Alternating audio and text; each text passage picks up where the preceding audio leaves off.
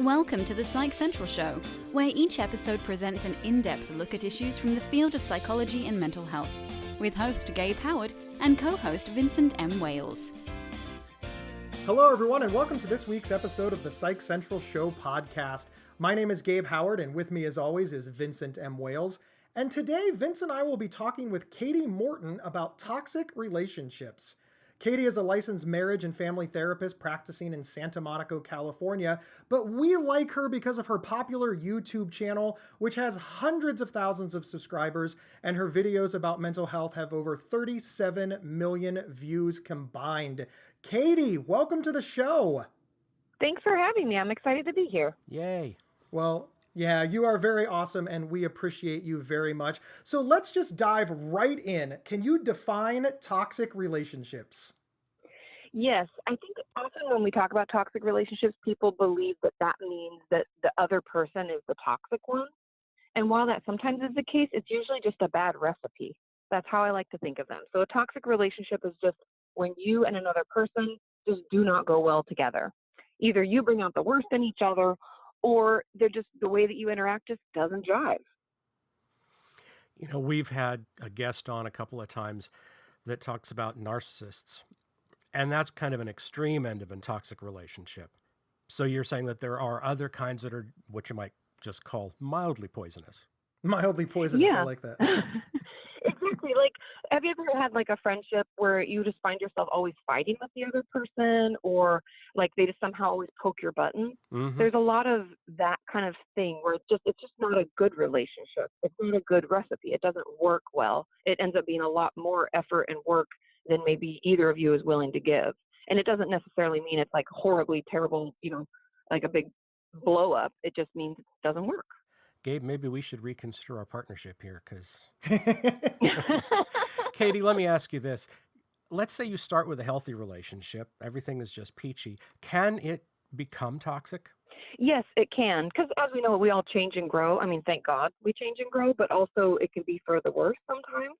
Or one member of the partnership or relationship can decide they want to go, a different way, Mm-hmm. or choosing a different path. And we can then struggle to connect in the way we used to. And, if we aren't communicating clearly and seeking to understand one another, it can slowly erode and become very toxic. I agree with you. I'm glad that people do evolve and grow and learn different things, because 20-year-old Gabe should not be on the earth anymore.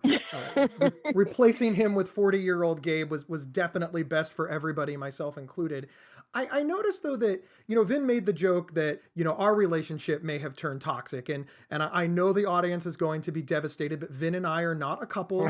We're not romantically involved. But that does raise the question. Be a shock to your wife, wouldn't it? Yeah. My wife and your girlfriend would be stunned. But that does raise the question, though. Can people be in a toxic relationship with non-romantic partners? And by non-romantic, I don't mean friends with benefits. I mean, like, can a friendship, a platonic friendship, be toxic? Oh, 100%. I even had one personally. I write about it in my book about how I had this friend that was like a black hole. She just sucked all the energy out of me. It was like she only got a hold of me when she needed something, when there was some big catastrophe going on and she wanted me to fix it or to talk her through it. And it was always very one-sided. And that was just a complete platonic friendship. But it got to the point where it was just so taxing on me that I would avoid her calls. I felt resentful when I would see a text. And so, yeah, you can have toxic relationships that have no romantic interest at all. And I know you've mentioned a few, but what are some general signs that you're in a toxic relationship? I think the basic signs are, like I just mentioned, if you find yourself like resenting them or avoiding them in general, that's usually a sign. If it's one-sided, if there's no balance, and trust me, I know every relationship is going to go through these ebbs and flows, right? Some person in the relationship might be, maybe they lost a loved one, so they're just really going through a tough time. We're going to have that. That's normal. But if that's the constant and that's always the case, then that's not going to work out. Relationships need to have some sort of balance. Also, if there's any abuse at all, I mean, I know that kind of goes without saying, but a lot of times people don't recognize when abuse is happening. If you're being, manipulated in any way, whether they're controlling your money, or they're withholding sex as a way to manipulate you to get you to do certain things, like anything like that, those are just some basic red flags to look out for. Right. So are there different types of toxic relationships? Yes, I believe so. There's there's quite a few, but the most common that I see are when someone's really enmeshed, if there's a lack of independence in a relationship. This could be friendships or romantic relationships, but anybody who wants to know where you are all the time, calls a ton, texts incessantly, asking you what you're doing and who you're with.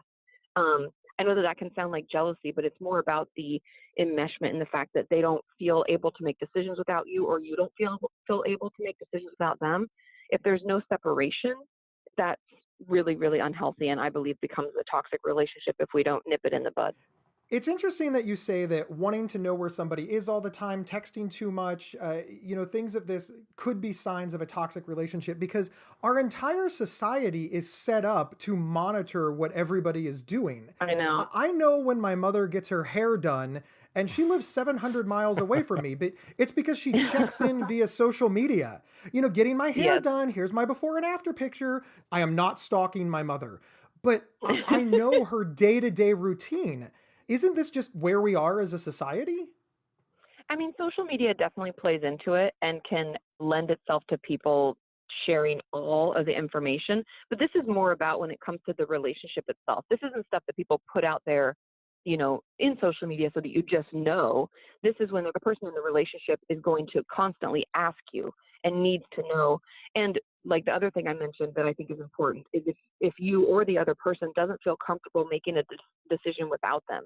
And these aren't decisions that are going to affect them necessarily. These are things that could only affect you. But because you're so enmeshed and you don't have any independence, you don't feel, confident enough to make a decision for yourself.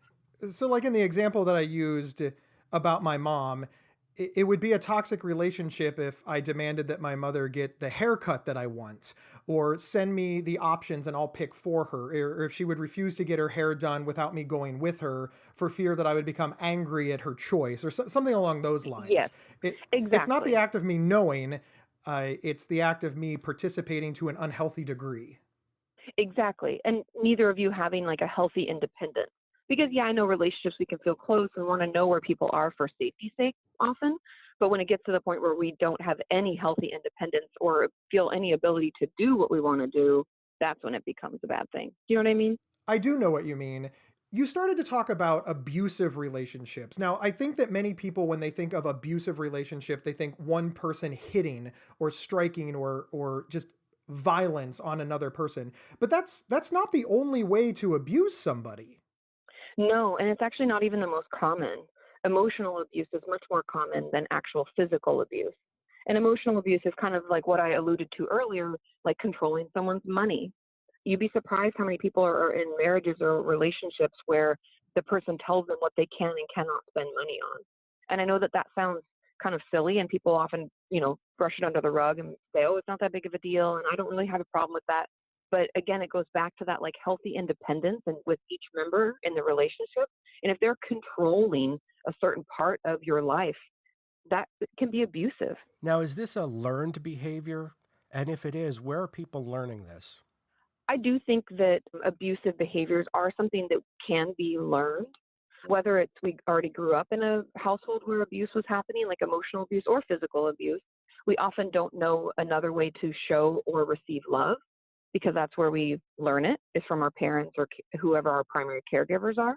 And even I think that when we are struggling ourselves, if we don't work to, I know this sounds really therapist-y, but I can't help myself. It's like if we don't search out better ways to manage all we feel and all we've been through, kind of like in the therapist realm, I would say, if we haven't taken time to process through all the stuff we've been through in our life, then it can leak out into others and we can, in essence, create toxic relationships because we're not in a healthy place to begin with. Does that make sense? Kind of like we're not building from a healthy foundation, so we don't even know how to healthfully communicate because it's possible that the emotional abuse we could be putting onto someone else is really just us crying out for help, saying, I need more support.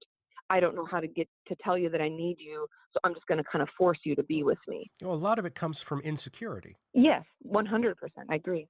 It almost sounds like, and I hate to use this example on adults, but it's like when a 5-year-old says, I hate you and I want you to go away. They're just testing to make sure that you're going to stay. Now, when you're 5, that's understandable. You're 5 and you don't know Mm-hmm. how to, hopefully you have good adults in your life that say, telling somebody you hate them and go away is not the best way to have them prove that you're in a trusting and stable relationship.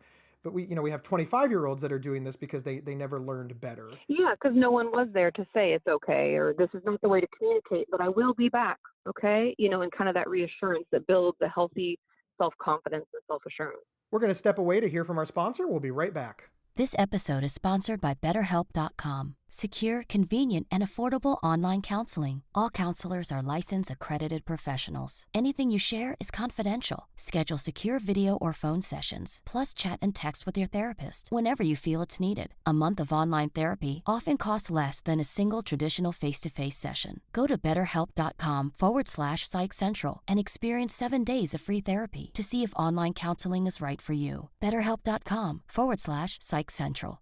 We're here talking about toxic relationships with Kati Morton. You have a new book coming out. It's called Are You Okay? And the first question that I have to ask is, you spell you with the letter U, which makes me cringe because you're supposed to spell out Y-O-U. Can you talk about that for a moment? Let's talk about the title, not the content. Yeah. Well, it's funny that you wanted the U spelled out because I initially pitched it with just the letter R. So that probably would have made you feel even worse. No, that would have actually been better, in my opinion. No. Well, yeah, because if you're going to do it the whole way, right? Just have the book be titled Ruach. That's good. With Ruach, exactly. I like the name of the book. I understand where it comes from and how it ties in, and language is constantly evolving, and even I have to admit that that's a good thing, or we'd all be talking in 14th century British English, and that's just the most annoying version of English in my opinion.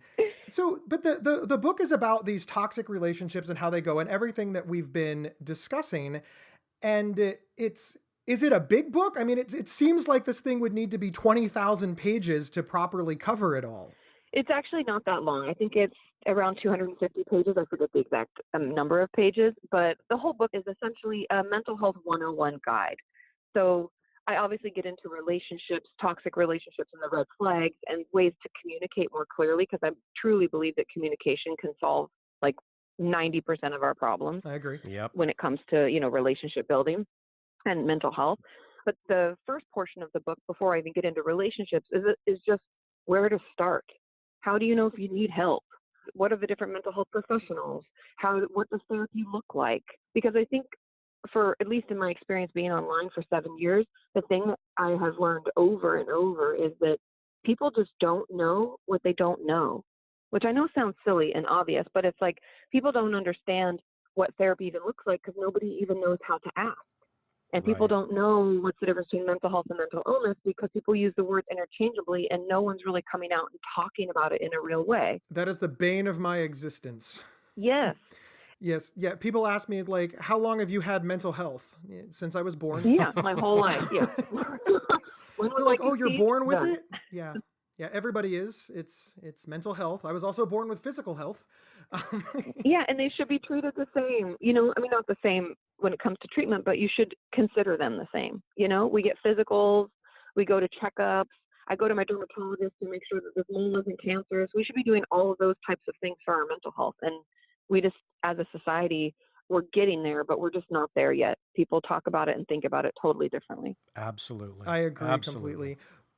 One of the things that you said earlier is that you've been online for 7 years. And I know what it's like to live online, not to the tune of 37 million people, but I've probably got at least 37. And all jokes aside, though, you don't share a lot of like personal information. And you share a lot of great information and you're very giving of your knowledge. But in this book, you sort of share some more personal stories. You come out a little more to why you've chosen this line of work and how it relates to you. Why did you make that choice, and was it difficult? Because it's new for you. Yeah, it is new. And I think it's probably just the therapist in me because we're trained to not share about ourselves, really, much at all, unless we think it's going to aid in our patient's, process. And so I think just out of the fact that I do have a mental health channel, I think that was just kind of, it lended itself to that. But when it came to the book, I felt like reading a book is or at least as an avid reader, it's a much more intimate thing. I don't know why that is, but I think it's because it lives in our own head, It's something about reading that is just, I felt like it was one of those opportunities where I felt it would give more to the reader if I had personal stories to share. In the same way, kind of relating it to therapy, where I would only share if I thought it would benefit the patient, I thought that it potentially could benefit the reader more versus it only being stories from my audience or from my, work that I've done. Well, as a writer, I've got to agree with you that books are more intimate than TV, movies, podcasts, what have you, because you're more actively involved. These other things are passive, completely passive. And when you're reading, you are putting yourself into it as well. So thanks for saying that. Yeah, no, and it was hard for me to do, though, to finish, I guess, to answer the last question. It was hard for me to make the decision to put personal stories, but because, I've done my own work in therapy for many, many years, off and on, and I think I was very particular about the stories that I chose so that I knew that I wasn't going to feel like I put too much out there. Does that make sense? Because you can't take it back. Right. So Very much so, yes. All right, so let's say you're a person who thinks that you might be with a person who is toxic. What do you do? First, talk to them, communicate. Like I said earlier, I think communication is just such a key to healing anything in our life, any relationship. Obviously, only communicate if it's safe. I say that in the book a lot. Like if it's abusive or if anything, if you worry for any amount of your safety, emotional, physical, whatever, do not. That's not going to be the best thing. In that case, the first step would be getting help yourself. But I think try to communicate with the ones that we love. And if something is upsetting you, if you feel like they're trying to control you in some way, practice what you want to say ahead of time and make sure there's no blaming. Like in the book, I give kind of the most common communication blunders and how to make sure we don't do it, which, no blaming, no keeping a laundry list of the things you've done and keeping track. We've all had people who've done that. Well, I did this for you and, or you paid for that, but I need to pay for this. Like, just don't keep track. And so I go through kind of the things that you should try to avoid and just try to communicate what you feel is going on and why it's upsetting to you. And then try to move forward. And hopefully if it is a healthy relationship or it can be turned around, and the only way it can be turned around, by the way, is if both parties want to make it work. One person cannot work hard enough for both. Just throwing that out there. Mm-hmm. Makes perfect sense. Yeah, because, otherwise a lot of people think they can love enough, give enough for both, and you just cannot. It's not possible. And so if you communicate and you both decide to work on it, then it can get better. I've noticed that when you answer all of these questions, it's about the other person being the abusive one, the toxic one, or causing the problems and how to handle them. But what if you're the toxic person? What if you have the awareness to realize that you're the toxic person? What then? Well, and that's awesome if you do realize it, because a lot of people I find aren't as self-aware, or it can take us a lot longer to come around and admit that we are part of the problem, which in most relationships, toxic or not, it takes two people. Like I said, it's a bad recipe. And so I think if you do have the awareness to recognize that the things you're doing in your relationship aren't making things better and they're actually making it worse, and you might be the one that's toxic, you should see someone, like see a mental health professional, because usually, I don't know, like let's say 90% of the time I would estimate, when people are doing things that are toxic in their relationships, it's because something else is going on and they just don't know how to communicate. They don't know how to cope. And they're, that's seeping into the relationships that they have. So how do we overcome a toxic relationship? So first we can start with like, what if you're in a toxic relationship and you both decide to work on it? I think just being aware that all relationships take work. And if you both are continuing to put the effort in and recognize your faults, because both of you have faults, it's never just one-sided, then it will get better and it will grow. But we have to continue putting the effort in. This isn't just something that you do once and forget about it. And so if that's the case, just keep working on it, keep communicating. That could be, if it is a romantic relationship, that could be couples counseling. It could just be having a time each week where you get together and you communicate clearly and talk about things, and this upset me and this was why, and you have like a debriefing. Some people do that, especially in friendships. But then let's say you've been in a really terrible relationship and you've ended it and it was too toxic and they weren't going to work on it, or you weren't able to, or whatever. I think the best thing we can do, even personally, I'll say, is being in therapy, because I'm sure everybody can agree that often with our friends and family, it's like the blind leading the blind. Mm-hmm. Like they don't know any better either. And even some of my friends, when I'll say, yeah, this happened, and, I was just really upset. And they're like, she's such a jerk. I never liked her anyway. And they don't really offer any help. They're your buddy, right? They're in it with you, but they're not offering any assistance. They've got your back, but that just means they're agreeing with whatever preconceived notion you came in with, because that's kind of what we want from our friends. Totally. And that's why friends are helpful, but it's not enough. And so if you find yourself still struggling, or let's say you've been in 2 or 3 back-to-back toxic relationships, that tells us something, right? That's like a little red flag of our own to say, hey, maybe I should do some work on myself so that I don't continue this pattern.